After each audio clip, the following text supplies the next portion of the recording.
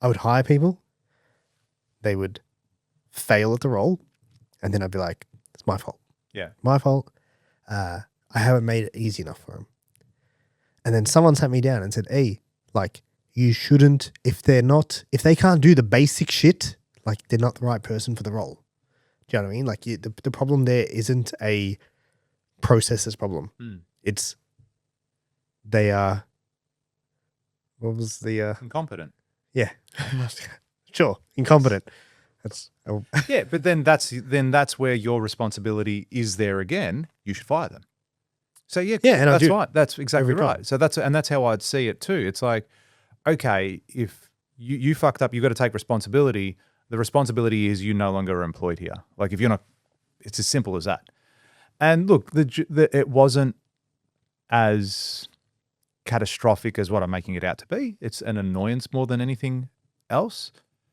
And you just got to put in effort, like everything, to get it done and get it resolved. And in this instance, it's not something that I would dismiss someone over either. You know, I can understand the mistake happening. It's just a bit careless more than anything else.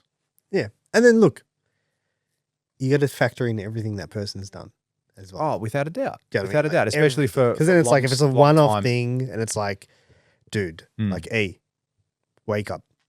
Without a doubt. And then because then I start also thinking it's funny, like all that, not self-doubt, it's the confidence starts to chip away at it? Yeah, like chip away. Yeah, that's probably the best way. It's like, okay, do I have the best team? It's like I start really going deep. And this isn't me having a crack at anyone in my organization. I've got a great team. I want to go that deep though and say, well, okay, if I'm trying to win the grand final this year, like, do I have the best team? Is that my goal? Am I trying to win every game? Yes, I am. I'm trying to win every game. I don't want to go out and employ the cheapest person or the person I'm going to pay the least and expect the most. I'm going to pay superstars to deliver the project. So that's probably why I have such a high expectation, because I've got such a great team. I don't expect silly mistakes like this to happen. And when I see it happening across the board, I'm like, guys, like, when we're better than this, why are you dropping the ball? It's okay to have a bad game, but overall, we need to be winning across the board and things need to happen in order for that to happen.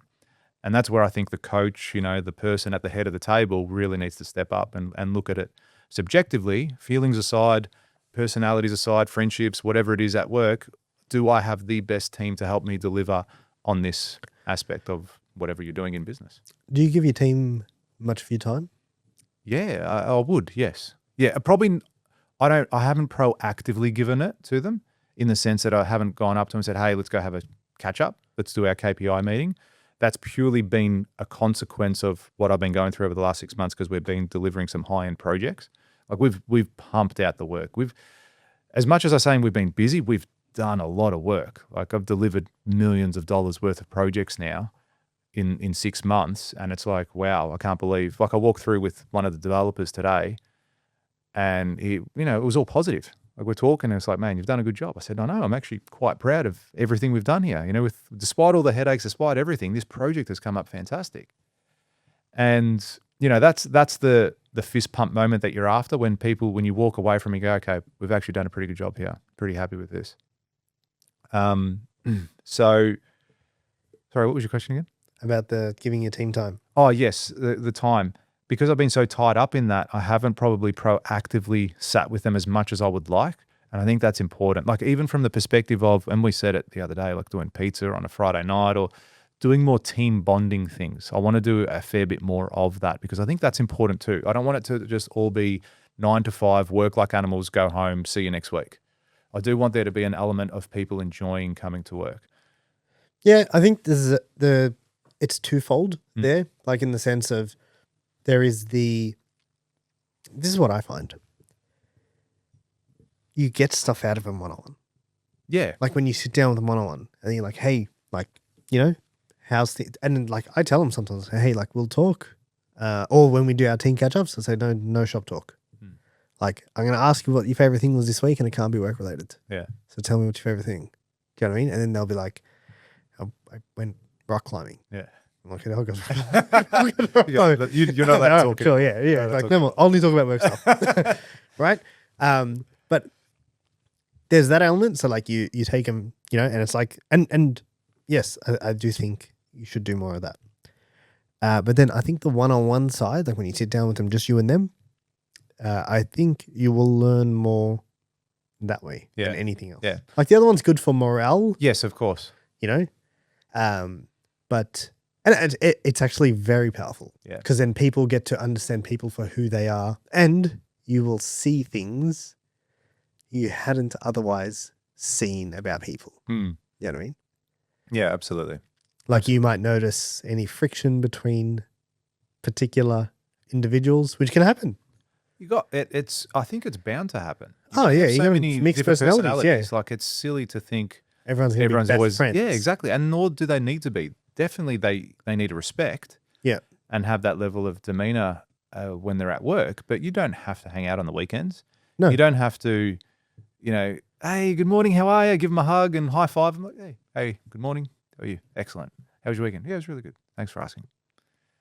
That's it. Like you don't have to be best friends, but yeah, you got to show a level of respect when you're in the office and operate, and just with anyone in general. So. Yeah, but I think it gives you the environment to notice what you wouldn't otherwise. Yeah, especially because you spend a lot of time in your office on your own. Do you know what I mean?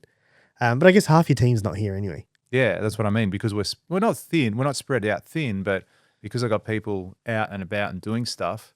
Yeah, you're right. There's people that aren't. Yeah, but you should do it. You should do one Friday a month. Everyone 2:00. We're going to have lunch. Yeah, do you know what I mean? Like call it early. Like get in that morning. You're gonna be on site at 6:30, but then at 2:00, meet me here, and then lunch, and then you clock off from there. Yeah, you know what I mean? And we sit down, we have a lunch together, everyone. Yeah. No, I'll do it. I'll do it probably in the next month or so, because as well as a bit of a celebration for completing a couple of projects that we've done. So that's a good milestone. And the other thing, which I was part of this this group that we're talking, I like the idea of having short wins along the way and having milestones on projects, for example. So like sprints, I was going to call them. So getting one when we get to say a stage of a project, let's just call it the base stage. Like, hey, go out and celebrate that. We got to that stage. And then when we get to the frame stage, we'll go out and celebrate that. We got to the frame stage. When you get to whatever different stages you want in the project, have those milestones that you get to celebrate as a team, as a group. And it kind of breaks up the project into smaller bits rather than one massive thing. Because a lot of our projects go for anywhere between 12 to 15 months. So they're quite a long thing. And it can often feel like you're running a marathon and you're never stopping. So I think it'd be great to break it up like that and then have those team get-togethers at each, sprint or each stage of the job. Yeah, even just having a cycle like monthly. Yeah, that's like right. A time-based. Yeah. Definitely something I'm going to do. Yeah, I think you need to do it. I think you should do it ASAP. Yeah. I think you've been saying you're going to do it for quite some time. Yeah, I think so. But as I said, I had no time to breathe. That's how I felt. And that's what I'm saying. It's probably been an accumulation of me having that moment in bed. And, I stand up in front of crowds and I say I'm a high performer and I'm fucking the best builder in Australia. Yeah, whilst there's a huge level of that's true, I'm also very aware that things can bring me down too. And things can get to me. So I've got to be mindful of that, because that can also affect home life. And when I say home, it could be the actual house, but also relationship with friends or other extended family and whatnot. So, but I think my greatest skill in that regard is being aware of it, but also being able to step and rise above it when it happens too. Is that the first time it's ever happened to you? No. Do you know, honestly, I got glimpses of how I felt during COVID. Was it like during COVID, the peak of it for us, like where I remember being in bed going, I just do not want to go to work. Like I don't want to go face what I have to face today. I know it's going to be a disaster, I didn't want to get up. And I felt an element of that over the last couple of weeks. Just from having just so much on. Yeah, so many things on. And then it's like also, they didn't feel like wins each day. I didn't feel like I was getting the wins on the board. I felt like I was just getting through the day, because it's like this would happen on this day. And like, you need to do this, or this is going to happen and this is going to happen. Like, fuck, like what else do you want? Like what else could happen? And then it just got to the point where I just laugh at it when something bad happens or a problem comes up. Like, oh yeah, that's cool. So it does build a level of resilience too, I think, because I look at these things and I go, I've done it again. I've gone through all those most difficult things that we're talking about. I've gone through them and we've come out the other end and we've done really well. Cool. You'll be right. So there's that aspect, knowing that it's always going to be okay. Yeah, that's the worst feeling though. I'm the worst at that. I'll have like a thing and then I won't sleep. And then I'll be like, I'm going to get up early tomorrow and go in and get it all done. And then I'll wake up and it's like 8:30. I'm like, fuck. The worst thing I do is I sometimes are like, no, I'm going to take my laptop home. I'm going to do work. I'm going to pump it out tonight. I'm just going to do another, when the kids go to bed, I'm just going to be like solid 4 hours. I'll get all this shit done. And I'll just sit on the couch. I'm like, oh, fuck, I'm tired. Yeah, that's hard. It is hard. Yeah, it is hard. But it's hard to stop and start again. Yeah. It's hard. Yeah. If you keep going, you can It's all right. keep going, yeah. But when you stop for like 3 hours and then you're like, all right, let me get back. It's like, I feel that if I have to come back here to keep going. If I do at work, if I stay at home, I just don't think I'll get it done. Yeah. If you have a good setup, it helps. Yeah, you mentioned that the other day. Yeah, actually. it definitely helps. Yeah, and I don't have it at the moment at home. Yeah. I've got a spare room, which I may turn into a home office, but it's like I live so close to the office too. It's like, just come here. But I'll see. I still might set that up. Yeah, there's an element of like, need to sit down and bang something out quickly. And it's like you can sit down properly. Or it's like, hey, I'm going to sit down and plan the family holiday. It's like, where do you do that? I want to sit down at a desk. I'm going to sit down and plan this out properly. It's like having the ability to do that. Do you know what I mean? Or I want to learn a new skill. Like having the ability to sit somewhere properly, not on the couch and watch a YouTube video, but sit somewhere properly and be able to consume it. I think it's cool. Recommend what I'm trying to say. Yeah. So, I mean, I've just discussed my experience with that. And again, I still think I've got a pretty positive outcome when it comes to dealing with the problems and issues, because I'm a doer. I feel like I'll just get it done. I don't waste too much time feeling sorry for myself, if that makes sense. I don't sit there going, oh, poor me, poor me. As much as I wanted to just stay in bed at that moment, I still got, my mind flipped really quick. And it's like, no, get up, dude. No one else is doing this for you. No one's feeling sorry for you. If you like that clip and you want to watch another one, click just over here. And if you want to watch the full episode, click just over here. Don't forget to subscribe to the channel, and thanks for watching.